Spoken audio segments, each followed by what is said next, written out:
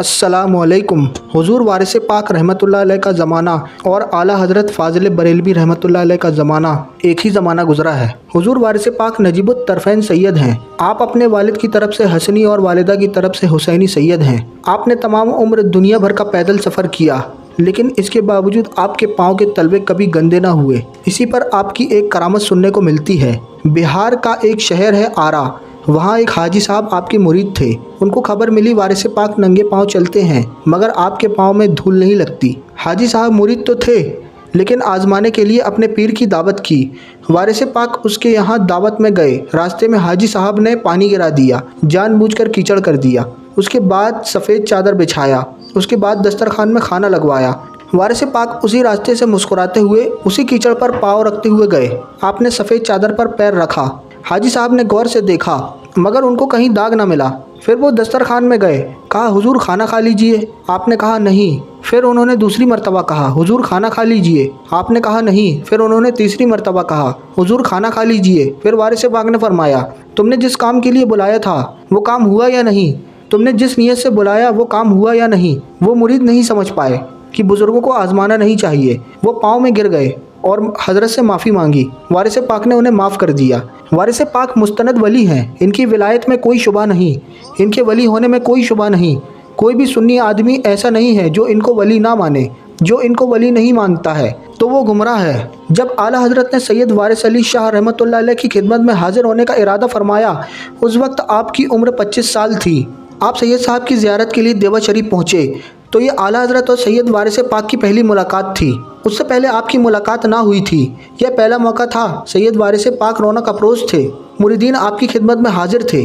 जब आला हज़रत पहुँचे तो सैयद वारिस पाक फ़ौरन संभल कर बैठ गए और फरमाया, मौलाना आला हज़रत आ गए। हज़रत सैयद वारिस अली शाह साहब के पास बड़े बड़े उलमा इकराम आया करते थे, लेकिन आप किसी को मौलाना नहीं कहते थे और ना ही आला हज़रत कहते थे। पहली बार आपने जिसको मौलाना और आला हज़रत कहा तो वह सैयदी सरकार इमाम अहमद रज़ा ख़ान फ़ाज़िल बरेलवी ही हैं।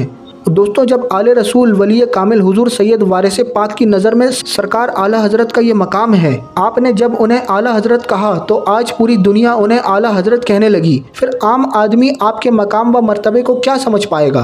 कितने बेवकूफ़ बदनसीब हैं वो लोग जो हुजूर आला हज़रत की मुखालिफत करते हैं और अपनी आखिरत ख़राब करते हैं।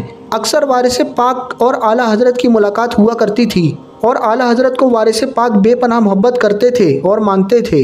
हुजूर वारिस पाक रहमतुल्लाह अलैह की सीरत जब पढ़ते हैं तो पता चलता है आपने अपने तमाम रिश्तेदारों और गरीबों को बुलाया, अपने खजाने के दरवाजे खोल दिए और हुक्म दिया कि जिसको जितना चाहिए ले जाए। देखते ही देखते करोड़ों की रियासत अल्लाह की राह में लुटा दी। ज़मीन के कागजात रिश्तेदारों के नाम कर दिए। जब सब कुछ दे चुके तो अपने जिस्म पर मौजूद कीमती लिबास की तरफ देखा, उसे भी उतार दिया और उसकी जगह एहराम के 2 सादे कपड़े पहन लिए, एक तहबंद बांध ली और एक चादर ओढ़ ली। उस दिन आपने दुनिया को हमेशा के लिए तलाक दे दी थी।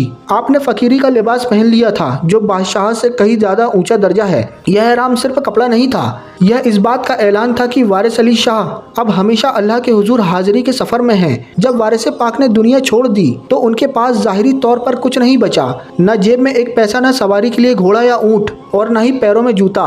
बस जिस्म पर वही 2 बिना सिले हुए कपड़े थे। लेकिन अल्लाह के भरोसे का यह आलम था कि आप उसी हाल में, उसी लिबास में अपने घर से निकल पड़े। आपका इरादा अल्लाह के घर यानी काबा शरीफ की हाजिरी का था। ज़रा सोचिए, हज़ारों मील का सफ़र, रास्ते में तपते हुए रेगिस्तान, पथरीले पहाड़ और जंगल, और एक ऐसा मुसाफिर जिसके पास ना खाने का सामान, ना पानी का कोई बंदोबस्त। लोगों ने बहुत समझाया, मिन्नतें की कि सरकार कुछ तो साथ रख लें या किसी सवारी का इंतजाम कर लें, यह रास्ता बहुत कठिन है। लेकिन वारिस पाक ने मुस्कुरा कर फरमाया, मेरा रब ही मेरा मददगार है और वही मेरी सवारी है। इस तरह वह तारीखी सफ़र शुरू हुआ जिसे सुनकर आज भी रोंगटे खड़े हो जाते हैं। वारिस पाक नंगे पैर चलते रहे। रास्ते में जहाँ कहीं कोई बस्ती आती, लोग आपका नूरानी चेहरा देखकर खिंचे चले आते। आपके चेहरे पर एक ऐसा जलाल और कशिश थी कि अजनबी भी आपके कदमों पर गिर पड़ते थे। आपके पास जो कुछ भी नज़र न्याज आती, आप उसी वक्त गरीबों और मोहताजों को तकसीम कर देते। और अपने लिए कुछ न रखते। कई दिन और रातें ऐसी गुजरी कि खाने को कुछ नहीं मिला, लेकिन आपके चेहरे का सुकून कभी कम नहीं हुआ। आपका हर कदम सिर्फ अल्लाह की याद में उठता था। कई महीने के कठिन सफ़र और रियाजत के बाद आप मक्का मुअज्जमा पहुँचे। जब वारिस पाक ने पहली बार खाना काबा पर नज़र डाली तो आपकी आंखों से आंसुओं का सैलाब जारी हो गया। आपने बड़े अदब, मोहब्बत और एक अजीब बेखुदी के आलम में हज के तमाम अरकान अदा किए। कहा जाता है कि जब आप तवाफ करते थे तो ऐसा लगता था जैसे दुनिया से आपका कोई वास्ता ही नहीं रहा। मक्का शरीफ के बाद आपने मदीना मुनव्वरा की तरफ रुख किया। आपने पैदल हज किए, मगर बिना किसी साजो सामान के। आप पैदल ही मक्का मुकर्रमा से मदीना शरीफ तशरीफ ले जाया करते थे। दौरान हज रोजाना मस्जिद हरम में 2 रकात पूरा कलाम पाक खत्म फरमा लेते थे। साल साल आप हिंदुस्तान तशरीफ न लाते, बल्कि मुल्क अरब और मकामात मुकद्दसा की ज़ियारत करते रहते। आपने कोहे अरफात, कोहे तूर, कोहे लुबनान, गारे सौर, गारे हिरा वगैरह चिल्ला कशी और इबादतों रियाजतों की बैतुल्ला शरीफ, बैतुल मुक़द्दस, मस्जिद नबवी, नजब अशरफ, काजिमन शरीफैन, करबला मोहल्ला और बगदाद शरीफ वगैरह मुक़द्दस ज़ियारतों पर चिल्ला कशी फरमाई। इस तरह आप मुसलसल 12 साल अरब हिजाज, ईरान, इराक, फ़लस्तीन, चीन, शाम, मिस्र, तुर्की, रूस, जर्मनी और तमाम यूरोप, एशिया और अफ्रीका में रूहानियत का तबलीगी दौरा करते रहे। आपने इस्लाम की बुलंद तरीन रूहानी तालीमात को सारी दुनिया में आम किया। इस सफ़र में हर मकाम और हर शहर पर लोग आपके मुरीद होते थे। आपका यह रूहानी मिशन आलमगीर मिशन था। आपने तकरीबन 1.5 लाख गैर मुस्लिमों को कलमा पढ़ाकर मुशर्रफ इस्लाम किया और हज़ारों मुशरिकों को अपनी निगाह विलायत डालकर ईमान वाला बना दिया। दोस्तों, अगर आपको यह वीडियो अच्छी लगी तो इस वीडियो को लाइक करें, शेयर करें और अपने दोस्तों के साथ इस वीडियो को शेयर करें। इस वीडियो के कमेंट में सुभान अल्लाह ज़रूर लिखें। अस्सलामु अलैकुम।